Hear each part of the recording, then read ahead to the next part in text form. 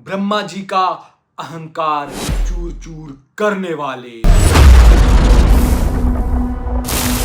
काशी को अपराजय बनाने वाले, सबके पापों को अपने में समाने वाले, तुम्हारे पाप ग्रहण कर पुण्य का प्रसाद बांटने वाले। ये कहानी है जो मृत्यु को भी डराते हैं। तो आज हम सुनेंगे वही अद्भुत रहस्यमयी कहानी। सभी को राधे राधे। पुराणों में वर्णित है कि एक बार देवताओं के मध्य यह प्रश्न उठा कि ब्रह्मा, विष्णु और महेश इन तीनों में सबसे श्रेष्ठ कौन है। सभी देवता और ऋषि इस चर्चा में उलझ गए। अनेक तर्क वितर्क हुए किंतु कोई निष्कर्ष नहीं निकला। अंततः सभी ने निर्णय लिया कि वे वेदों से मार्गदर्शन प्राप्त करेंगे, क्योंकि वेद ही सनातन सत्य के प्रतीक हैं। जब वेदों से यह प्रश्न पूछा गया तो उन्होंने एक स्वर में उत्तर दिया, शिव ही परम सत्य हैं। समस्त सृष्टि स्थूल और सूक्ष्म रूप में उन्हीं में समाई हुई है। वही आदि हैं, वही अनंत हैं।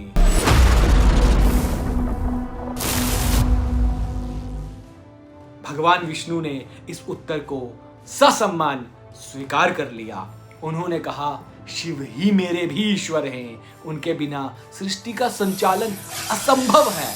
परंतु सृष्टि के रचयिता ब्रह्मा जी इस बात को सुनकर संतुष्ट नहीं हुए। वे अहंकार से भर उठे। उन्हें लगा कि सृष्टि के निर्माता होने के कारण वही सर्वोच्च हैं। अहंकारवश उन्होंने अपने पांचवें मुख से भगवान शिव और उनके गणों का उपहास किया। उनके स्वरूप, उनके वस्त्र, यहां तक कि उनकी भस्म विभूति का भी उपहास करने लगे। उनके कटु शब्दों ने संपूर्ण ब्रह्मांड की शांति भंग कर दी। यह देखकर स्वयं महादेव का धैर्य टूट गया। शिव का मुख क्रोध से लाल हो उठा। उनके नेत्रों से अग्नि की ज्वालाएं निकलने लगी। उनका क्रोध इतना प्रचंड था कि संपूर्ण सृष्टि थरथरा उठी। उस समय शिव ने अपने भाल के मध्य से एक अद्भुत, तेजस्वी और भयानक स्वरूप प्रकट किया। यह स्वरूप प्रचंड, विकराल और समय के समान सर्वनाशक था। यह थे काल, मृत्यु और समय के अधिपति।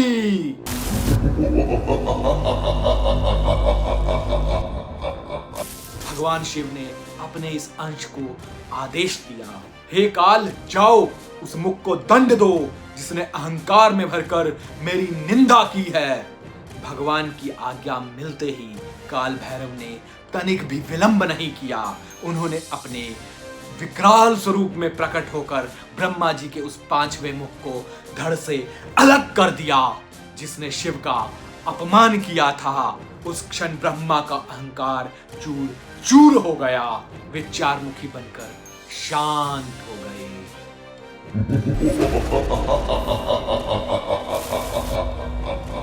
परंतु एक देवता का मस्तक काटने के कारण काल भैरव पर ब्रह्म हत्या का पाप लग गया।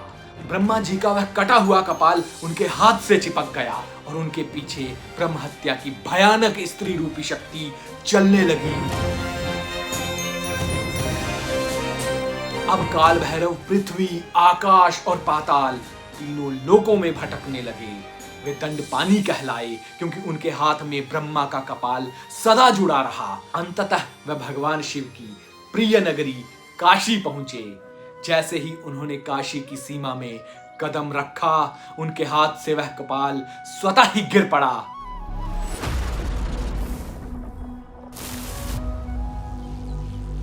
उसी क्षण ब्रह्म हत्या की वह स्त्री शक्ति धरती फाड़कर पाताल लोक में समा गई। काल भैरव का शरीर शांत हुआ, उनका तेज स्थिर हुआ और उन्हें ब्रह्म हत्या के पाप से मुक्ति मिली। जिस स्थान पर वह कपाल गिरा वही स्थल कपाल लोचन तीर्थ कहलाया। आज भी काशी में यह तीर्थ पूजनीय है।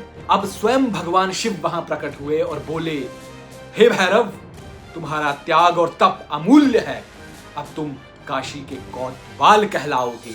जो भी इस नगर में प्रवेश करेगा पहले तुम्हारी आज्ञा प्राप्त करेगा। तुम ही यहाँ के धर्म, न्याय और भक्ति के रक्षक रहोगे।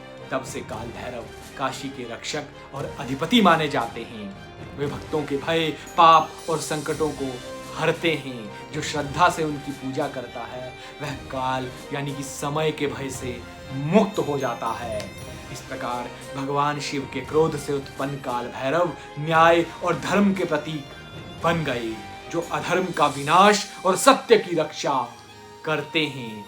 उनकी कथा आज भी काशी की प्रत्येक गलियों में गूंजती है। जय काल भैरव, काशी के कोतवाल की। और आप सबको राधे राधे। और हाँ, अगर आपने हमारा चैनल सब्सक्राइब नहीं किया है तो कर लीजिए। बहुत बहुत धन्यवाद।